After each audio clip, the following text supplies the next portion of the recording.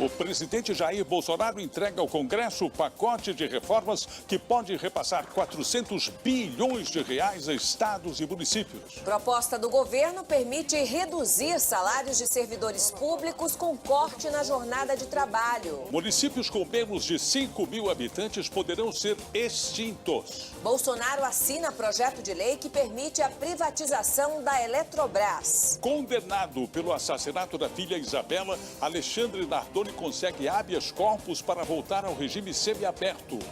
11 vereadores de uma cidade paraibana são presos, acusados de forjar participação em congresso para fazer turismo na Serra Gaúcha. A Agência Nacional de Mineração acusa a Vale de omitir informações sobre problemas da barragem que rompeu em Brumadinho. O massacre de uma família norte-americana no México deixa 9 mortos. 6 eram crianças. Homem cai em trilho do metrô na Califórnia e é salvo segundos antes de o trem passar. O técnico Thiago Nunes deixa o Atlético Paranaense e pode assumir o Corinthians.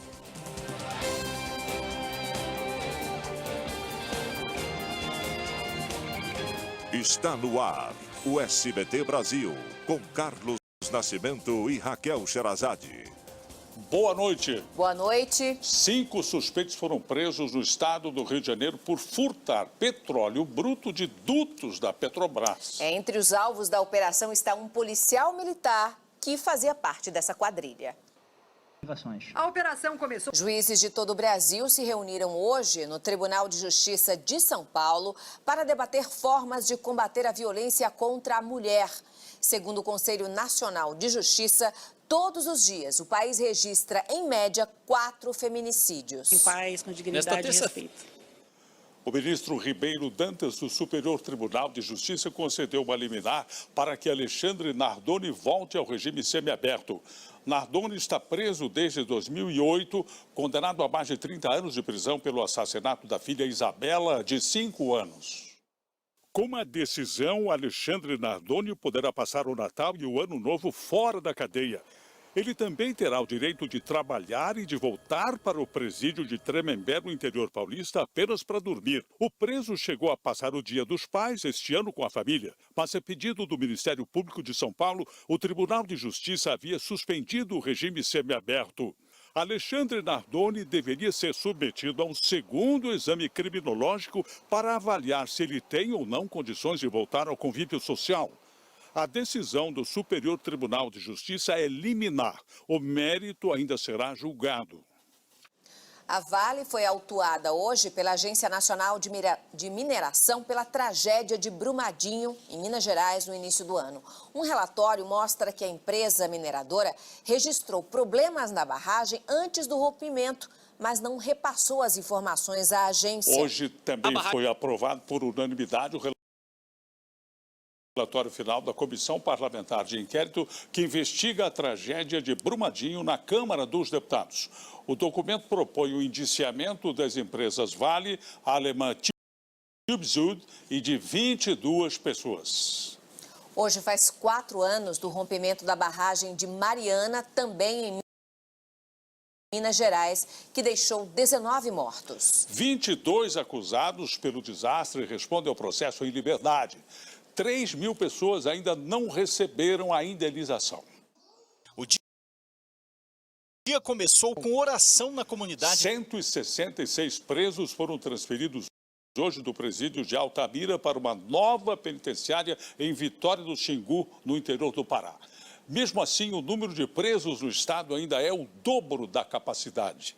Sob forte esquema de segurança, os presos deixaram a penitenciária. Dos 19 vereadores de Santa Rita, na região metropolitana de João Pessoa, foram presos hoje suspeitos de desviar dinheiro público. Esse grupo teria forjado a participação em um congresso para fazer turismo em Gramado, no Rio Grande do Sul. Toda essa defesa. A Polícia Federal intimou 3 senadores do MDB a prestar depoimento sobre supostos repasses ilegais na campanha eleitoral de 2014. A Polícia Federal... Os senadores Renan Calheiros e Jader Barbalho disseram que vão prestar depoimento para esclarecer os fatos. O governador Helder Barbalho afirmou que a campanha de 2014 foi realizada apenas com recursos oficiais. O ministro do TCU, Vital do Rego, o ex-ministro Guido Mantega e a ex-presidente Dilma Rousseff disseram que sempre colaboraram com as investigações. O presidente Jair Bolsonaro encaminhou hoje ao Congresso Nacional um pacote de reformas econômicas. São propostas que alteram gastos em saúde e educação, aumentam o rigor com as contas públicas e extinguem municípios. Essas medidas podem levar à liberação de 400 bilhões de reais em 15 anos para estados e municípios. Acompanhado do ministro da Economia, Paulo Guedes, e devem sofrer mudanças. No final da tarde, Jair Bolsonaro assinou o projeto de lei que autoriza a privatização da Eletrobras. O presidente participou também da comemoração dos 300 dias de governo. A cerimônia no Palácio do Planalto reuniu representantes de... E veja a seguir, Corinthians negocia a contratação do técnico Thiago Nunes. Uma pesquisa do Ibope revela que mais de 90% dos brasileiros já vimos animais sofrendo maus tratos. É já já.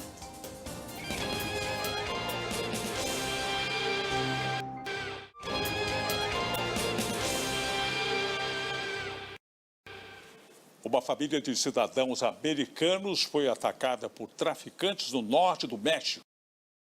9 pessoas morreram, entre elas 6 crianças. O presidente do Chile, Sebastián Piñera, afirmou que não vai renunciar e admitiu pela primeira vez que está disposto a mudar a Constituição do país. Ou sem ferimentos. E você vai ver no próximo bloco. A Conmebol tira a final da Libertadores de Santiago devido aos protestos no Chile. A gente volta já já.